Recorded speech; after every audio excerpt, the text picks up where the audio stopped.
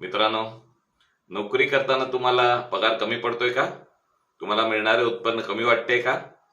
निश्चित आजचा विषय तुम्हाला यावरच मी मार्गदर्शन करणार आहे. कोंबडीची कथा तर तुम्ही सगळ्यांनी शाळेत असताना शिकलात की सोन्याचे अंड देणारी जी कोंबडी असते ती दररोज एक अंड देत असते.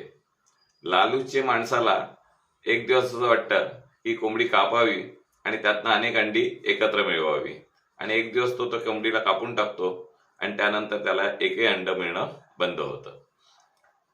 नोकरी ही अशाच प्रकारची एक कोंबडी आहे. ऑर्गनायझेशन ही अशीच एक कोंबडी आहे जी दर महिन्याला तुम्हाला एक अंड देते नोकरीच्या सॅलरी पगाराच्या स्वरूपात. आणि हा पगार घेऊन तुम्ही जेव्हा काम करत असता, दैनंदिन खर्च करत असतात, तेव्हा तुमच्या असं लक्षात येतं की तुम्हाला मिळणारे जे उत्पन्न आहे ते कमी आहे, आणि ते उत्पन्न वाढवण्यासाठी तुम्हाला आयदर त्या जॉबमधून स्विच करावं असं वाटतं, आयदर तुम्हाला मार्गच मिळत नाही. आजचा व्हिडिओ यावरच मार्गदर्शन करणार आहे मी. माझा अनुभव हा तुमच्यासाठीच आहे, आणि त्या अनुभवातून तुम्ही जर स्वतःला बदलण्याचा प्रयत्न केला तर नक्की यश मिळेल. म्हणून आजचा व्हिडिओ संपूर्ण बघा. आवडला तर कमेंट्स नक्की करा, सबस्क्राईब करा. मार्गदर्शन असंच प्रकारचं मी तुम्हाला देतोय जे तुम्हाला तुमच्या दैनंदिन नोकरीच्या कालावधीत उत्पन्न वाढवणं आणि स्थैर्य मिळवणं यावर महत्वाचे आहे. तर मित्रांनो, हा विषय असा असतो की बराच वेळा आपण नोकरी करत असताना आपल्याला जे उत्पन्न मिळतं ते थोडंसं कमी वाटतं किंवा अजून उत्पन्न मिळवावं असं वाटतं. पण अशा वेळेला आपल्याला अन्य मार्ग सुचत नाही आणि त्यामुळे आपण बऱ्याच वेळा अडचणीत येतो. तर अशा वेळेला नोकरीतून आपण दुसरी नोकरी शोधण्याचा प्रयत्न सुरू करतो, आणि हे करत असताना अडचण अशी असते की आपलं ज्या नोकरीत आपण काम करत असतो त्या कामावरचं आपलं लक्ष उडतं, आणि आपल्याला दुसऱ्या ठिकाणी नोकरी करण्यासाठी अनेक ठिकाणी इंटरव्ह्यूला जावं लागतं किंवा ऍप्लिकेशन करावं लागतं, आणि या विचारांमध्ये आपले जे दैनंदिन काम असतं त्यामध्ये बिघाड होतात. तर थोडंसं थांबा. यावर उपाय तुम्ही जो करताय तो जरी योग्य वाटत असला तरी तो थोडासा घातक आहे, अडचणीचा आहे. कारण तुम्ही एका नोकरीमध्ये जेव्हा जास्त काळ टिकता तेव्हा त्या नोकरीतले स्किल्स असतात ते तुम्हाला शिकायला मिळत असतात. ही स्किल्स शिकणं महत्वाचं आहे, कारण पुढच्या काळात एआय मुळे जे तंत्रज्ञान विकसित होणार आहे त्यावेळेला अजून नवीन स्किल्स शिकावी लागणार आहेत. पण ही स्किल्स शिकण्या व्यतिरिक्त काय असं करता येईल की ज्यातनं आपलं नोकरी पण टिकेल आणि ज्यातनं आपल्याला उत्पन्न मिळेल. तर मी तुम्हाला 5 अशा कल्पना सांगतो ज्यातून तुम्ही स्वतःमध्ये विचार करायला शिका की यातली एखादी कल्पना तुम्हाला ऍप्लिकेबल होईल, किंवा मी असं म्हणेन की यातली एकही कल्पना तुम्हाला ऍप्लिकेबल होणार नाही, पण तुम्हाला कदाचित दुसरा विचार येईल की या प्रकारे पण आपण उत्पन्न मिळवू शकतो. तर सर्वप्रथम मी तुम्हाला सांगतो की तुम्ही काय करू शकता. असे 5 व्यवसाय मी सुचवतो तुम्हाला की जे पार्ट टाइम करता येण्यासारखे असतात, जे तुमच्या नोकरीच्या दरम्यान नोकरी चालू असतानाही करता येणं शक्य असतं, आणि ज्यातनं तुम्हाला कुठेही अडचण येणार नाही. अगदी सगळ्यात सोपा उपाय असतो तो ट्युशन्स घेणे. ऑनलाईन ट्युशन ही आता सगळ्यात जास्त छान एक सिस्टीम झालेली आहे, ज्यासाठी तुम्हाला कुठेही वेगळा वेळ काढावा लागत नाही. तुम्ही ऑनलाईन पोर्टल्स शोधू शकता ज्यामध्ये ट्युटर्स त्यांना शिकवायला हवे असतात. अशा ठिकाणी तुम्ही पार्ट टाइम अप्लाय करू शकता, आणि या ठिकाणी तुम्ही ऑनलाईन विद्यार्थ्यांना प्रशिक्षण देऊ शकता, आणि तासाच्या हिशोबाने तुम्हाला त्याचे पैसे मिळू शकतात किंवा एखादी लमसम महिन्याची रक्कम मिळू शकते.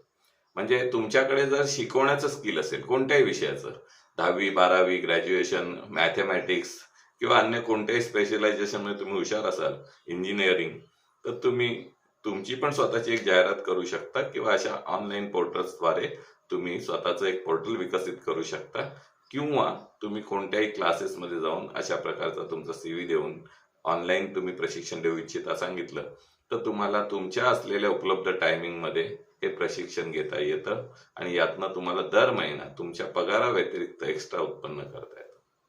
याचा फायदा काय होतो की तुम्ही जे काम करत असता त्या कामातनं तर तुम्हाला सॅलरी मिळते, त्याच्यात तुमचं स्किल डेव्हलप होतच आहे, ऍज वेल एज तुमच्याकडे कम्युनिकेशन स्किल डेव्हलप होतं, जे भविष्यात तुम्हाला लोकांशी इंटरॅक्ट करताना उपयोगाचं पडतं.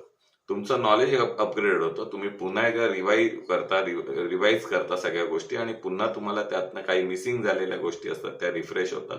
म्हणजे तुम्हाला टेक्निकली तुमच्यासाठी तो ऑनलाईन जॉब जो असतो किंवा ऑनलाईन शिकवणं जे असते ते फायद्याचं ठरतं. अशाच प्रकारचा दुसरा व्यवसाय करता येणं शक्य आहे हल्लीच्या काळात लागणारं डिजिटल मार्केटिंग. आता हे डिजिटल मार्केटिंग अशा प्रकारे तुम्हाला फायद्याचं आहे की डिजिटल मार्केटिंगमध्ये बऱ्याच वेळा तुम्हाला लोकांना अजूनही फेसबुकमध्ये जाहिरात कशी करायची, इन्स्टामध्ये जाहिरात करायची, व्हॉट्सअपवर जाहिरात करायची माहिती नसते. अशा लोकांना, अशा छोट्या छोट्या व्यवसायांना तुमच्याकडे जर ते स्किल असेल तर, किंवा तुम्ही एखादा ऑनलाईन कोर्स शिकला ज्याची फी 200,000 रुपये असते, तर ते कोर्सेसमधून तुम्ही हे स्वतःचं व्यक्तिगत ऑनलाईन डिजिटल मार्केटिंगचा त्यांच्या बरोबर करार करू शकता. किंवा तुम्ही तुमच्या आजूबाजूच्या दुकानदारांना जाऊन भेटून त्यांच्याकडे पण हा व्यवसायाची तुमची माहिती देऊ शकता. आणि दर महिना एका व्यवसायाकडून 1,000 रुपये पकडले तर 10 व्यावसायिक जर तुम्ही पकडले तर 10,000 रुपयाचं मंथली उत्पन्न तुम्हाला त्यातनं मिळू शकतं. हे उत्पन्न वाढवण्यासाठी तुम्ही व्यावसायिक वाढवू शकता आणि त्यातनं तुम्ही भविष्यात स्वतःचा व्यवसायही सुरू करू शकता. अशाच प्रकारे तिसरा जो व्यवसाय आहे तो साधा सिंपल आहे की तुम्ही घरी येता, तुमच्याकडे घरी बराच वेळ असतो, रिकामी असता, तर हल्ली अमेझॉन किंवा फ्लिपकार्ट सारख्या साईटवर जाऊन तुम्ही जर एखादी तेल काढणारी मशीन बघितलं तर ती साधारण किंमत असते 15,000 ते 25,000 रुपये. आणि ते जे तेल आहे, नैसर्गिक तेल आहे जे आपण प्युअर काढतोय, आणि असं तेल तुम्ही तुमच्या संपर्कात येणाऱ्या लोकांना जर विकायला सुरुवात केली तर ह्याची मागणी दर महिना चालू असते. म्हणजे तुम्हाला एक गिराईक शोधायचं, ते गिराईक तुम्हाला पुढचे 12 महिने तो कस्टमर म्हणून येणार आहे. त्याच्या रेफरन्सने तुम्हाला अनेक कस्टमर येणार आहेत. आणि याच्यासाठी गुंतवणूक काय आहे तर साधारण 20 ते 25,000 रुपये, आणि दिवसातलं वेळ द्यायचा असेल तुम्हाला साधारण 1 ते 2 तास. सो अशा प्रकारे तुम्हाला एक वेगळ्या प्रकारचं उत्पन्न या मशीनच्या माध्यमातून काढता येतं. अशाच प्रकारचे अनेक व्यवसाय ऑनलाईन मध्ये तुम्ही करू शकता जे कमी गुंतवणुकीतून निर्माण होतात, आणि त्याची जर तुम्ही क्वालिटी आणि शुद्धता नीट मेंटेन केली तर भविष्यात तुम्ही तुमच्या ब्रँड नेमनेही ते तेल विकू शकता. अशाच प्रकारचा अजून एक पार्ट टाइम काम आहे ते म्हणजे इन्शुरन्स, जे बऱ्याच जण करतात. हल्ली बऱ्याचशा इन्शुरन्स कंपनीना एजंट्स लागतात, आणि हे एजंट्सना पार्ट टाइम काम करण्यासाठी उपलब्धता असते. तुमच्या संपर्कात, तुमच्या ऑफिसमध्ये, तुमच्या जाण्या येण्याच्या ट्रॅव्हलिंगमध्ये, तुमच्या एरियात, तुमचे मित्रपरिवारामध्ये, तुमच्या नातेवाईकांमध्ये सगळ्यांना इन्शुरन्स पॉलिसीची गरज असते. जर तुम्ही प्रामाणिकपणे हे इन्शुरन्स विकण्याचा प्रयत्न केला तर यातल्या प्रत्येकाला हा इन्शुरन्स हवा असतो, आणि एकदा का ती पॉलिसी काढली की पुढची 25 वर्ष तो इन्शुरन्सचे प्रीमियम भरतो, 25 वर्ष तुम्हाला उत्पन्नाचं साधन मिळतं. तर अशा प्रकारे तुम्ही पार्ट टाइम मध्ये इन्शुरन्सचा देखील व्यवसाय करू शकता. अजून एक चांगला व्यवसाय आहे तो म्हणजे होलसेल मध्ये जायचं, आणि सिजनेबल, म्हणजे आता दिवाळी आली तर दिवाळीशी संबंधित काही वस्तू लोक खरेदी करतात, फराळ खरेदी करतात, जिन्नस खरेदी करतात, वस्तू खरेदी, दिवे, लाइटिंग, तोरणं खरेदी करतात. अशा प्रकारची होलसेल मधून एकत्र तोरणं आणायची आणि आपल्या ऑफिस मधले कर्मचारी, आपले मित्र परिवार यांना थोडासा रेट वाढवून ती विकायची. म्हणजे त्यातनं तुम्हाला घर बसल्या उत्पन्न मिळू शकतं. मित्रांनो, ही साधी सिंपल आयडिया मी तुम्हाला दिलेली आहे, त्या तुम्ही प्रॅक्टिकली करू शकता. यासाठी तुम्ही सुरुवात करायला हवी. तुमच्या आवडी काय आहेत ते ओळखा, आणि ह्यातली एखादी गोष्ट तुम्हाला समजत नसेल तर तुम्ही तुमच्या आवडीशी निगडीत अशी एखादी गोष्ट करू शकता, जिला तुम्ही सुरुवात करा. उत्पन्नाचं माध्यम म्हणून सुरुवात करा, कमी उत्पन्न मिळेल अशा प्रकारे सुरुवात करा, जेणेकरून तुम्ही लोकांपर्यंत जास्तीत जास्त पोहोचा. ज्या वेळेला तुम्ही लोकांपर्यंत जास्तीत जास्त पोहोचाल तेव्हा तुमच्या लक्षात येईल की लोकांना नक्की काय हवं असतं, आणि त्यातनं तुम्हाला अजून एक मार्ग मिळू शकतो. अशा प्रकारचं उत्पन्न वाढवताना तुम्ही तुमच्या नोकरीमध्ये पण एक चांगलं काम करत असता, आणि हे काम करत असताना तुमच्या नोकरीतला अनुभव तुमचा वाढत असताना तुम्ही चांगलं काम करताय, तुम्ही नोकरीत कंटिन्यू 1 वर्ष 2 वर्ष काम करताय, म्हणून कंपनीचा पण तुमच्याकडे बघण्याचा दृष्टिकोन बदलतो. जास्तीत जास्त लोकांशी तुमचा संबंध आल्यामुळे लोकांची सायकोलॉजी, लोकांची विचारधारा तुम्हाला समजते, आणि त्यातनं तुम्ही स्वतःचे व्यावसायिक गुणधर्म निर्माण होतात. अनेकदा नोकरी करणाऱ्यांसाठी नोकरीतलं जे व्यक्तिमत्व असतं ते खूप रिझर्व असतं, थोडक्यात थोडंसं निगेटिव्ह असतं.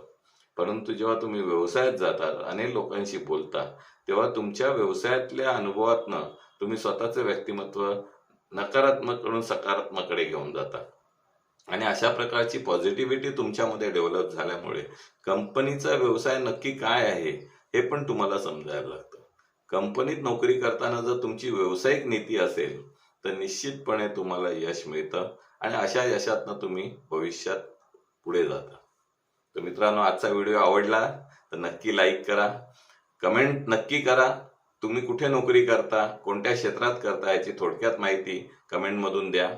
त्याचप्रमाणे तुम्ही पुढचे व्हिडिओ बघण्यासाठी सबस्क्राईब करायला विसरू नका. तुमच्या सबस्क्राईबमुळे पुढचे माझे व्हिडिओ तुम्हाला लवकर मिळतील आणि हे आवडले तर नक्की पुढे पुन्हा व्हिडिओ बघा, बाकीचे व्हिडिओ बघा आणि मला सहकार्य करा. धन्यवाद. मी आपला स्किल कोच जयंतराव पाटकर. पुन्हा एकदा भेटूया.